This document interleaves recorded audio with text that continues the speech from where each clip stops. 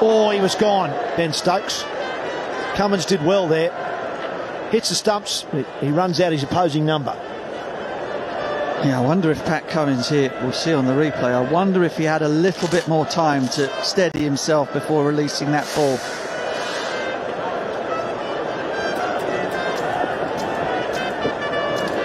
He did.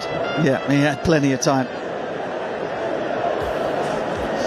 Well, there's no doubt the way Hazelwood's bowled to Stokes, that's unsettled him. There was never a run in that, but he wanted to get off strike, and that created the opportunity.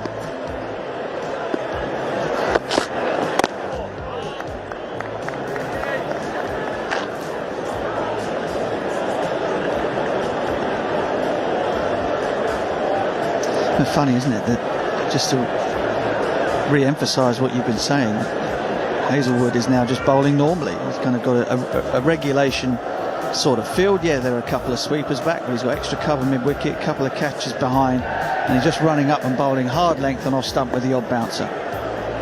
And it's not easy at the moment to rattle that scoreboard along in the way it did between lunch and tea. Half a shout behind the stumps.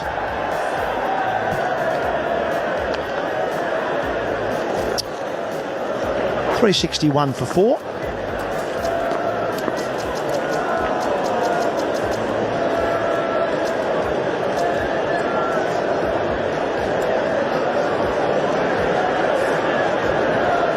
Yes, there's just in this little spell here, Hazelwood's beaten the England batsman to the punch. He's bowled the short ones before they've hit the boundaries. I thought when Crawley was batting, it was the other way around. Crawley would hit a couple of boundaries, then there'd be the short stuff.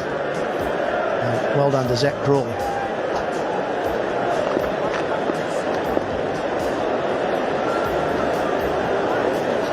Yeah, it's not often you say that Harry Brook and Ben Stokes come to the crease and things slow down a bit.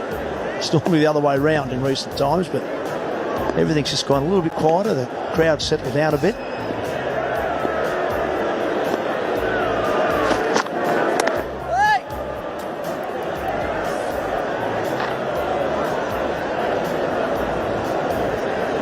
Just keeping an eye on Pat Cummins, who's just run over to mid-off to mid-on to see Mitchell Starc down here in front of us here. Starc warming up. He's been sort of grabbing at his hamstrings, both left and right, through today's play. Maybe a bit of tightness or just a bit of fatigue, maybe. I don't think there's anything major there. Oh, lovely shot. Starc does well, though. But now he's down again here, Mitchell Starc. I was just talking about him. And what's he done here? He's grabbing at his shoulder. Left shoulder. A chance to loosen up the hamstrings with the quick move to his left. You see this so often in the modern game. Fielders hurling themselves around and with their arms outstretched in front of them. It really does put strain on the shoulder joints, the multiple moving parts that are in the shoulder joint. Well, I often question, particularly fast bowlers, not so much in that situation because he's saving a 4, but particularly on the boundary. You big, tall, fast bowler, you see them sliding into ropes or near fences and really putting their bodies on the line. And when you're a big, tall man, it's I think even more dangerous than a short guy like you or I, Butch. But we'd have bounced. Yeah, but you know, for the sake of one run, you don't want to lose a bowler, particularly one of your strike bowlers. So. I don't know about. I don't rather always like fast bowlers diving around the boundary. That's a different situation. He's at mid-on, trying to save a 4, but particularly on the rope, I would be saying don't put your body on the line for one run. He's going to have a spell here. Now, of course, everyone will remember, those watching cricket in the 80s and 90s, the famed big right boot of the likes of Kirtley and Courtney. Wouldn't catch them diving around on the boundary. Bowled their overs, though. I remember was it Simon Jones, wasn't it, at the Gabba many years ago? That terrible injury. Yeah, the Gabba, they just sliding in, the knee dug in. Oh, it's a good Yorker. really good look. I remember that vividly. They'd had one or two problems with the outfield there, and it's sand based. It still is. I remember us the day before the Test match, sort of doing a warm up lap or whatever, and commenting to whoever I was running next to. Geez, just it's bare out here. There was barely any grass. Real sandy areas on the insides of the boundary edge. Simon Jones had taken the wicket, I think, of Jason Langer. Looked like most likely to take one for us. After Justin Langer. Did I say Jason? And after Nasser's call to give us our legs a stretch in the field that day one in Brisbane. And then Jonesy chased after that ball down to long off and slid. And his body went forward and his leg did not. And it's extraordinary that he was able to come back from that and play such a huge part in that 2005 Ashes winning team. Brilliant bowler. So that was the famous Nasser will bowl first. We don't mention that in this at the Gab, was it? Balls bouncing twice to get people out bowled or LBW, or that toss decision. HR, anyone? Bullying in the workplace. It's a concussion sub, is it? So we're going to need it. Who are we going to bring in for you, Butch?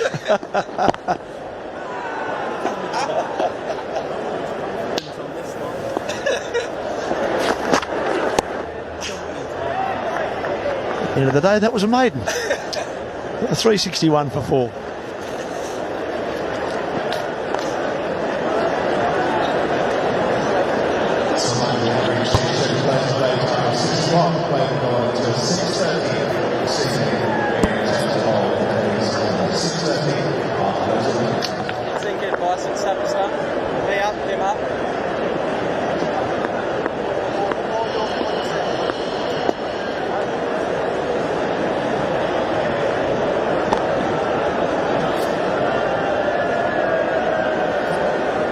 Well, as they have done throughout the series, the crowd is staying right to the end, and why wouldn't you? It's been another excellent day Test match cricket. And if you've got tickets for Friday, you'd be hoping that these two will be in tomorrow. Stokes in particular, when England have a lead, will be putting his foot down. If he's there tomorrow, his opposite number, Pat Cummins, will be trying to get him out this evening and get as many wickets as possible.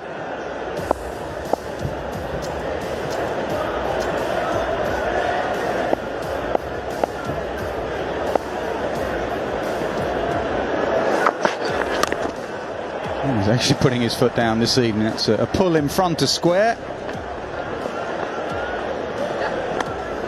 Just thinking about the way England have gone about it this afternoon, it looks to me like they've gone particularly hard at Pat Cummins. The spell that he bowled immediately after the tea break today, bowled 4 overs and went for 30, and straight away there they're not letting him settle.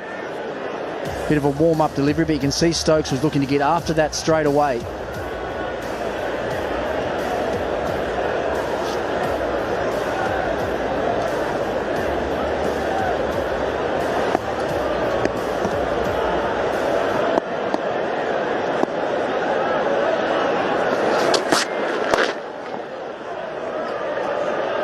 Doesn't look entirely comfortable right through this bowling innings, to be fair. Pat Cummins, you see him looking straight down at the crease there.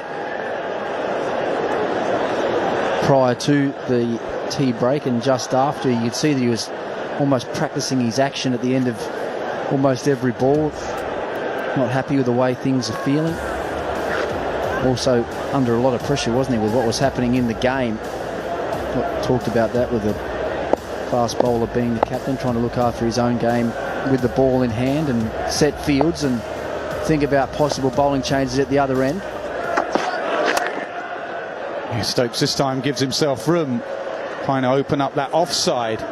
Stokes not playing for the close here. He's realising that this half an hour is just as important as the half an hour late on Sunday. Cannot afford the game to drift. And never accuse this England side of doing that.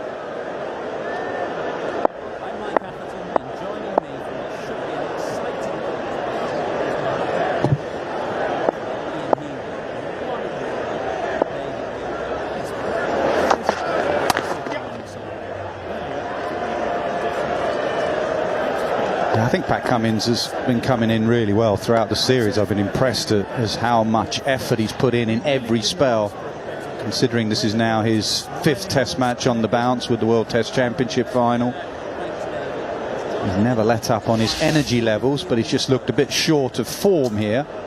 Didn't take the new ball and has gone at 6.5s. Yeah, that's one thing you can never doubt about this whole bowling attack, to be honest. They've been together for a long time, Stark, Hazlewood, Cummins. They will continue to charge in and bend their back. Yeah, and today's been the anomaly, not the norm. They are World Test champions. They were 2-0 up, and they will keep coming.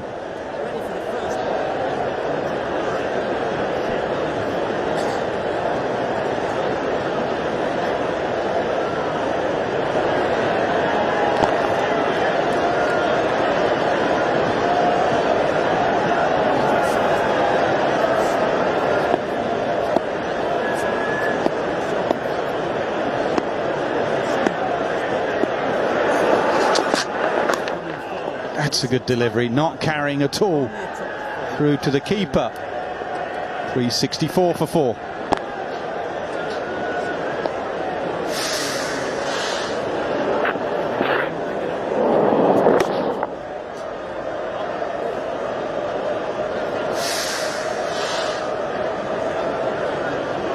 Well, that's good to see.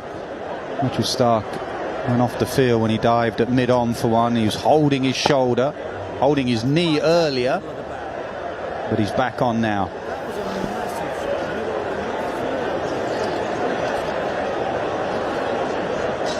You say that, Nas, there he is there, just loosening up, just testing out that left shoulder.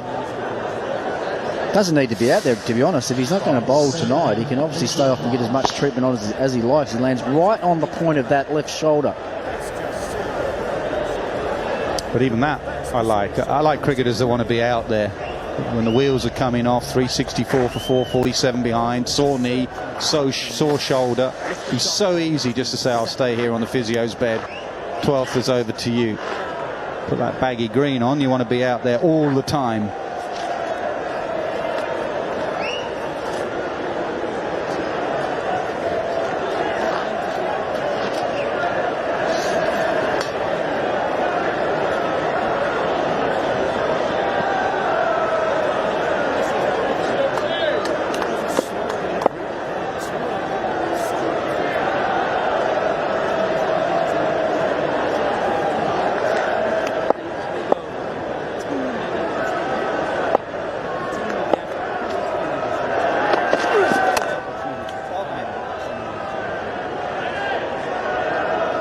I like this from Alex Carey, actually standing up with the stumps to Mitchell Marsh. Ben Stokes, we know, likes to use his feet against the faster bowlers, especially someone like Mitchell Marsh that hits quite a consistent area, line and length. Carey standing there to keep Stokes in his crease. I still think that if he does overpitch, though, Stokes will look to loft him straight back down the ground. Mid-on's probably a couple of yards deeper than you'd normally expect.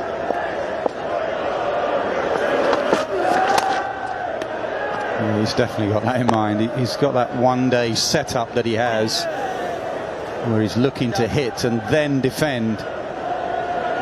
Mid-off and mid-on are in the game here. Yeah, and what he does when he looks to hit now is he just clears out that right side, doesn't he? Doesn't commit his right foot or right leg down the line of the ball. He opens up a fraction, which gives him great access to the ball, and he's able to drag a lot of them leg side, which is what he did so effectively at Lords. Mid-off and mid-on, just went back 20 yards. Will they go back far enough? Stark slides again. This time he doesn't go down his shoulder. He can't throw it, so he runs it in.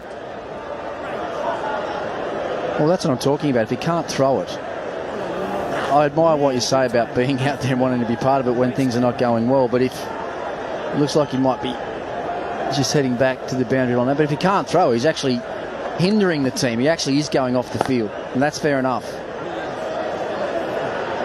The physio back on it again to get an ice pack on there, get the treatment that you need.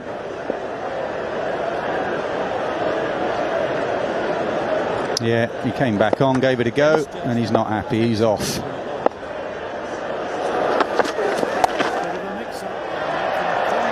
Pulled, and again That could make it to the boundary. It does.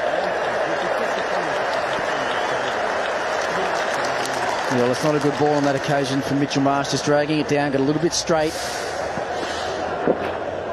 I think that's almost like the typical bowler's reaction when he feels he's a chance of getting lofted back down the ground from a decent length ball. The bowler will always think about dragging his length back a little bit. And that length was okay, but the line was a little bit straight.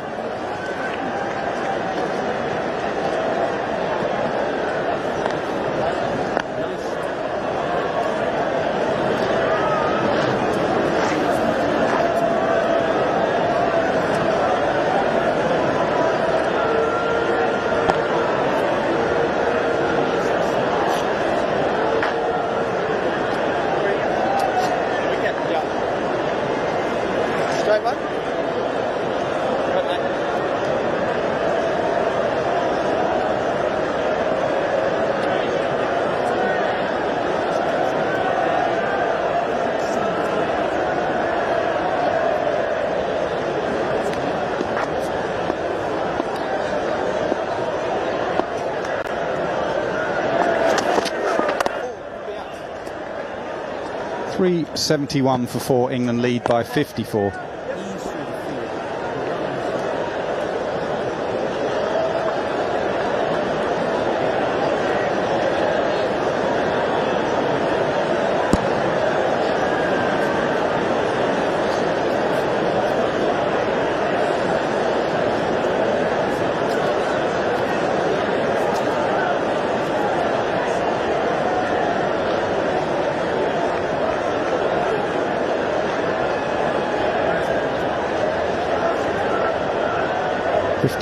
Ahead, 19 minutes left on day 2. As with this series, really, it's only day 2. You feel you're in day 3. Game progresses so quickly. I just saw the substitute fieldsman that's on the ground for Mitchell Starc. It's Marcus Harris. There he is there.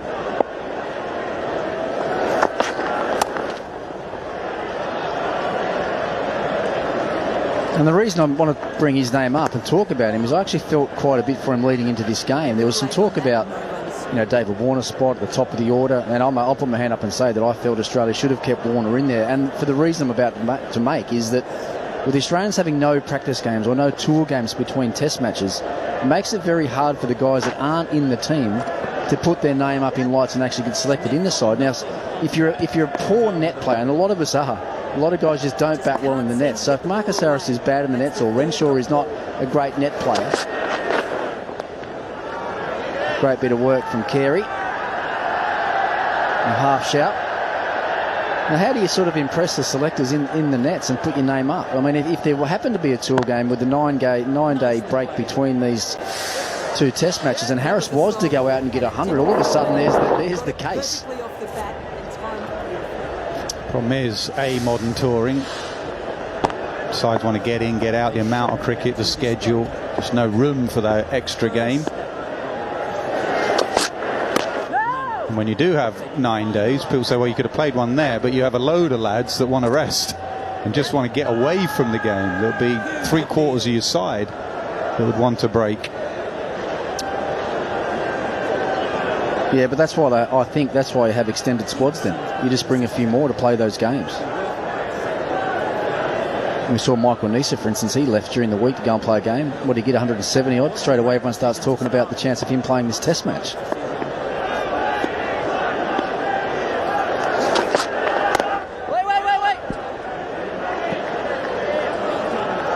And it also, I think, it's great for the guys that are in the side. Yes, they do get the break. But it also would have been an interesting question to ask David Warner. Would he have wanted to play the game? You know, would he have wanted to try and go away, spend a bit more time in the middle and make some runs? So it's very much a double-edged sword, I think, with these compressed tours. And what my belief as well is that the Australians asked, I think, to have no tour games. That's the way that they wanted it to be.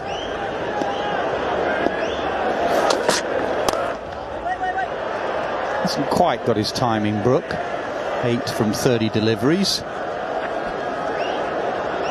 Well, Labuschagne just landed a little bit awkwardly too there at mid-wicket. There's that extended wicket block we see on a lot of these English grounds. Just landed hard on that elbow.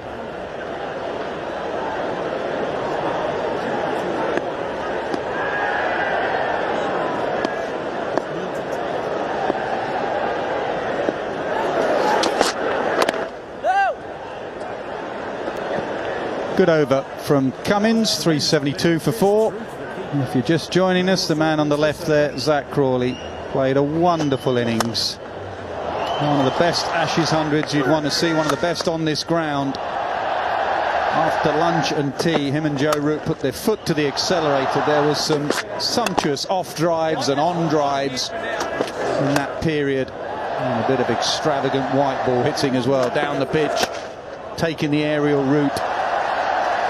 Showed everyone why Stokes and McCullum have stuck with him until that one where he dragged onto his stumps. And fair play to every Australian, to a man, went up to him and said well played. And all of Old Trafford stood to him.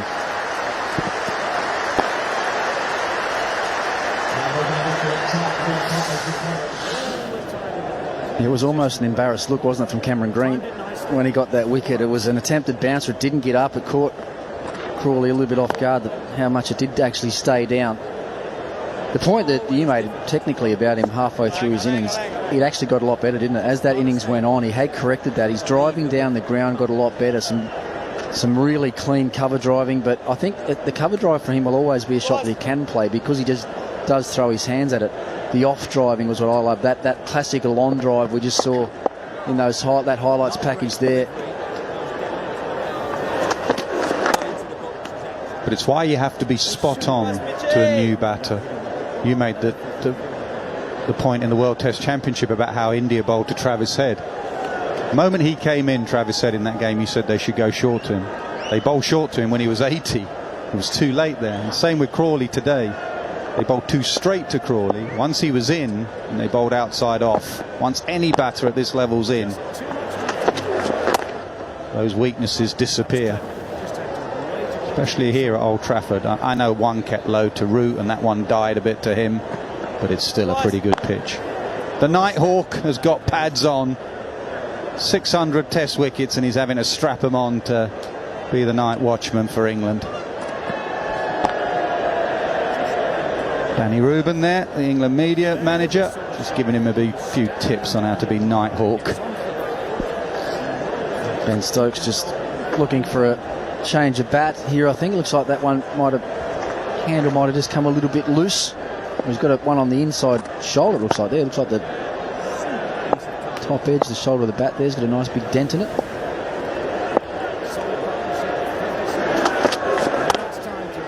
A couple of batters that used to shave off or cut away that inside edge of their bat. I think Alistair Cook used to do it. I think he used to rub on his thigh pad in his stance.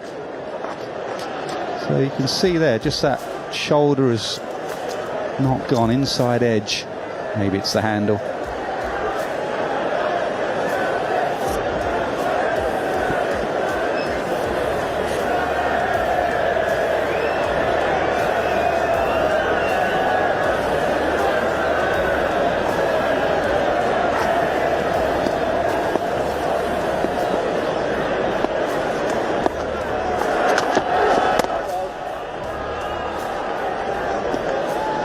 Well, this has been an interesting innings actually from Harry Brooks so far. We've seen every other England batsman come out today and show all sorts of scoring intent. He hasn't really looked to do anything, hasn't got out of first gear just yet. Normally this sort of phase of a game, it's normally Stokes who will come out and play that way, isn't it? With what could present tomorrow, he's normally the one that sort of locks himself in and gets through. Looks like that's going to be Harry Brook today.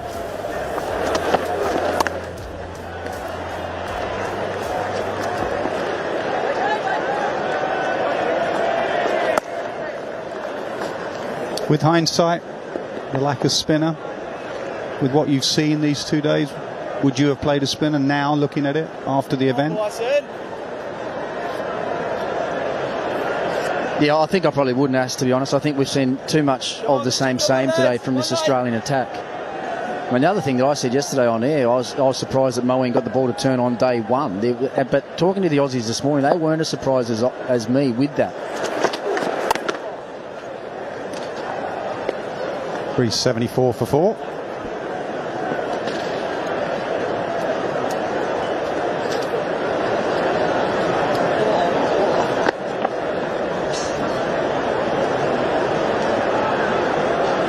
And I think I was talking to Marnus Labuschagne this morning, actually, and I asked him about the turn that Moeen actually got yesterday, and he wasn't as surprised because he actually then explained to me that looking at the wicket, it looked very much like an Adelaide Oval wicket. The drop-ins at Adelaide Oval the last, I guess, 10 years, they start with that thicker Thatchia grass to help protect the pink ball.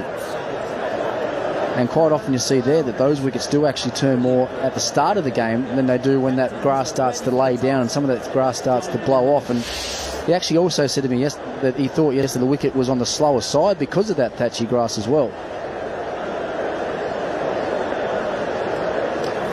And the discrepancy there is the big 100 and the 84 for Root, and all those Australian batters yesterday getting in and getting out. Felt that they missed an opportunity yesterday. Today you feel that even more. Yeah, and there'll be a lot made about how bad this day looks for Australia. I mean, England have played brilliantly, no doubt about it. We knew that they would come out and play this way. They had to play this way to try and give themselves the best chance of winning this, what potentially is a rain-shortened game. So no surprises there for me, but I'll actually say that I reckon Australia's first day of this game was almost as disappointing as today. When you look at those batsmen there, all the starts that they got, I think it was 6 of the top 7, wasn't it, made 32 or more.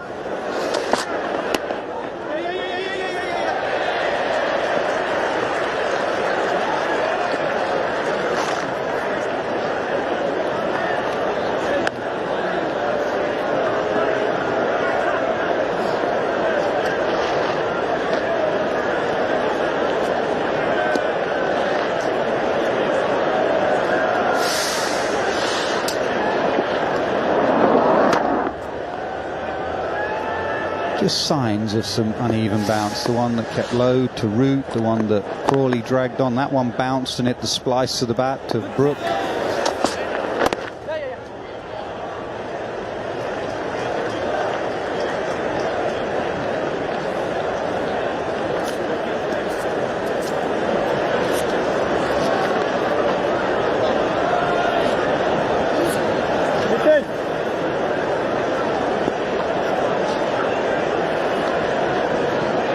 And Can himself very unlucky actually, that man on screen.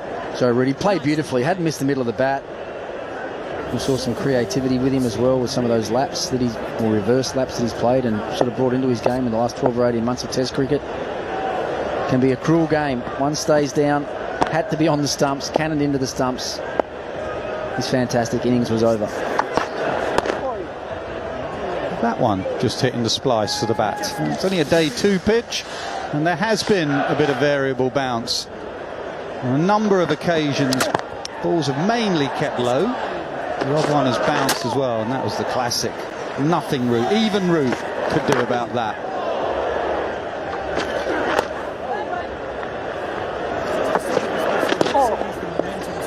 It was more on the angle, just tucking up Ben Stokes.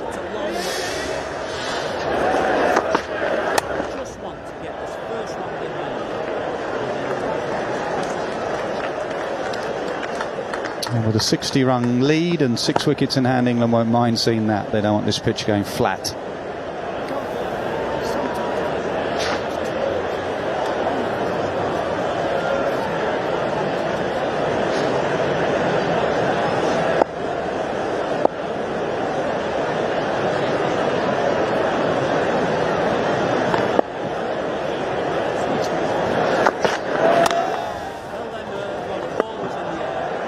.377 for 4.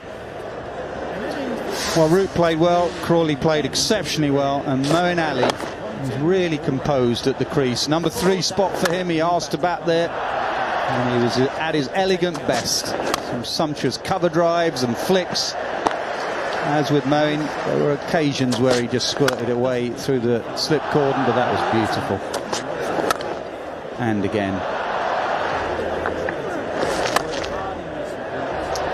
What we won't see in these highlights is how he got out of the way of the short ball. They peppered him with short stuff, and even though it eventually got him out, he played it really well.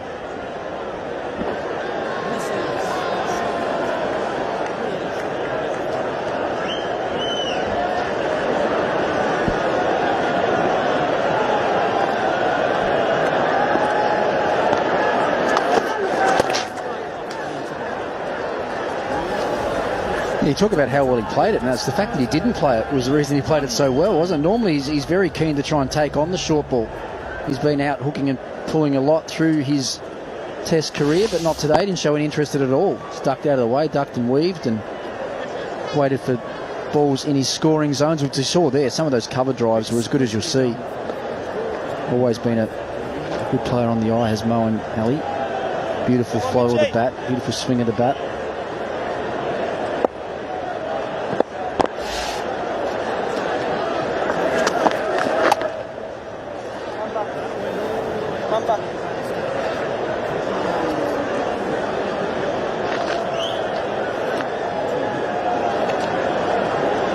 Two straighter, mate. Greenie, two straighter.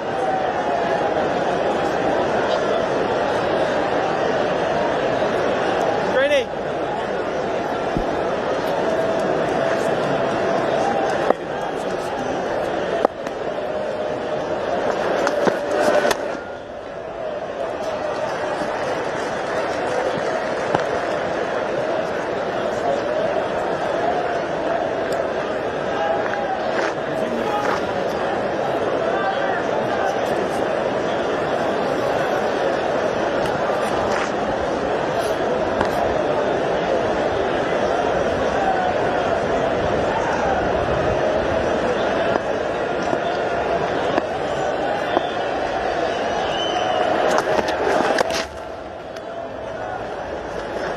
Bryson.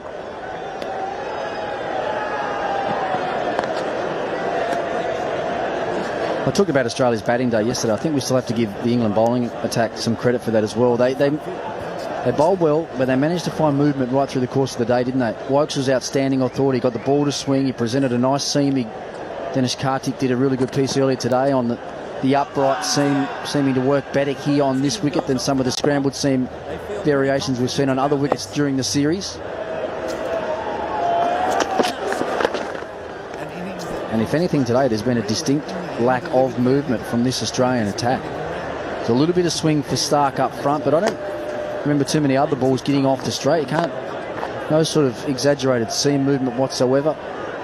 Sun's been on the wicket again today. It's looked like a really good surface, with the exception of Joe Root's wicket-taking delivery. But it's also when batsmen come out and show that intent. When you show that intent and look to score, wickets look very flat. You were making the point before about the lead that England now have, 64. You can guarantee when Australia start batting, the wicket will be doing something. 381 for 4. Well, that was actually, I think we've forgotten, because England have come so far so quickly, why Bazball started. You go back to Australia and either side of that, with Hamid, with Burns, with Sibley, who are very fine players, all of them.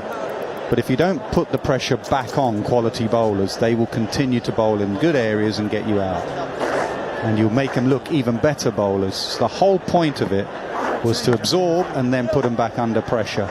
And that's what they've done. And, well, Ricky Ponting's been calling for him at the back of the box for half the day. Where is Marnus? Give him a bowl into the rough. And that's exactly what he's going to do here now. A bit of leg spin into the rough. Maybe mix it up, the odd off spinner with the left-handers in, or the left-hander, Stokes. Yeah, the last over of the day, Nas. Not an easy skill bowling leg spin either. You've got to come on having been out in the field for 6.5 hours. Or about 6 hours, actually. Australia batted that little period this morning. But there is enough rough out there. He's not the worst. He bowls them, gets them through the air quite quickly. I've actually seen him bowl everything, I think, this year in Championship cricket, haven't we? In England, he's bowled off spin, he's bowled medium pace. But this is definitely what he does. Medium pace might be pushing. Medium slow. He was sort of Brooks pace.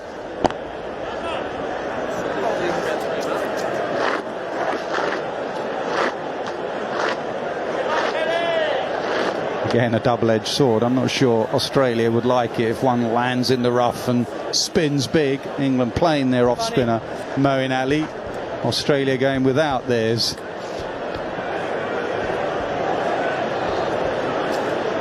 Just a delay because short leg's getting his gear on. Travis Head.